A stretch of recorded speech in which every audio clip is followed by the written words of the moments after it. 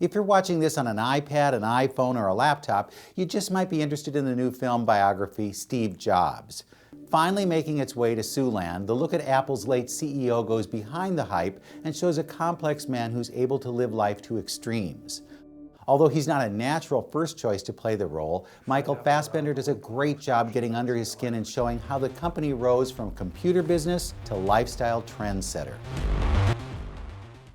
Seth Rogen plays Steve Wozniak, the company's technical genius, and Kate Winslet is Jobs' key sounding board. Together they help flesh out a picture that most didn't realize. Fix it.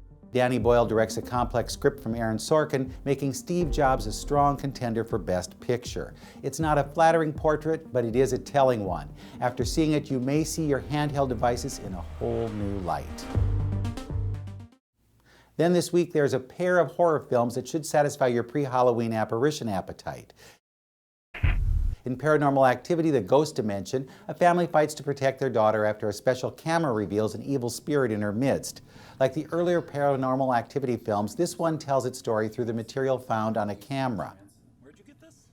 The film also has a 3D element, which makes it interesting for folks who sort of like that stuff. But mostly, this is business as usual. If you like the earlier ones, you're probably going to go for this. If you didn't, make like a ghost and disappear.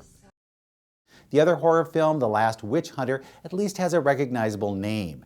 Vin Diesel plays a man cursed with immortality by the Witch Queen during the Middle Ages. He was given a charge, and now, some 800 years later, he's working for a group called the Axe and Cross, hoping to rid the world of such witchcraft as plagues.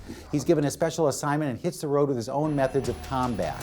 While Witch Hunter looks fairly rich, it has a thin script that relies a lot on Diesel's brawn to see it through. Studio heads are hoping that this can be a franchise, but it all depends on how well audiences get behind a Vin Diesel who isn't particularly fast and furious. Get out. The final new film is Gem and the Holograms, an unpreviewed fantasy that shows what happens when a girl goes from video sensation to superstar. If you've heard of Gem, and yes, some kids should have, go, enjoy. As for the rest of us, we'll find our gems elsewhere. With your movies in a minute, I'm Bruce Miller.